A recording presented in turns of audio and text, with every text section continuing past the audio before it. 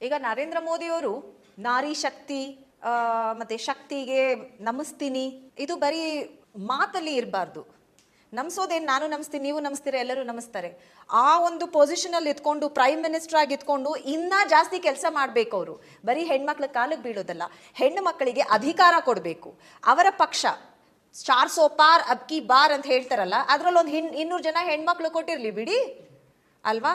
But ಅಬ್ಕಿ bar 30% ವಿಮೆನ್ನು ಇಲ್ಲ, 400 ಪಾರ್ ಮಾತ್ರ ಹೇಳ್ತಾರೆ. ಆ ಪೊಸಿಷನಲ್ಲಿ ಪ್ರೈಮ್ ಮಿನಿಸ್ಟರ್ ಪೊಸಿಷನಲ್ಲಿ ಇರೋದು ಅಂದರೆ ಇಡೀ ದೇಶದಲ್ಲಿ ಒಂದು ದೊಡ್ಡ ಬದಲಾವಣೆ ತರುವಂತಹ ಒಂದು ಅಧಿಕಾರ ಇದೆ ಅವರಿಗೆ. ಹಿ ಕೂಡ ಸೆಟ್ ಅನ್ ಎಕ್ಸಾಂಪಲ್.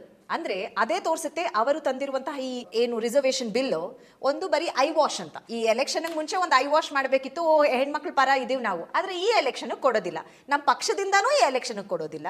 ಈ ಎಲೆಕ್ಷನ್ಗೆ ಆ ರಿಸರ್ವೇಷನ್ ಬಿಲ್ ಅಪ್ಲೈ ಆಗೋದಿಲ್ಲ. ಈ ಸಲ ಎಲೆಕ್ಷನ್ಗೆ ಅದನ್ನ ನೋಡ್ಕೊಂಡು ವೋಟ್ ಹಾಕಿ ಅಷ್ಟೇ ಹೇಳ್ತಿರೋದು ಅವರು.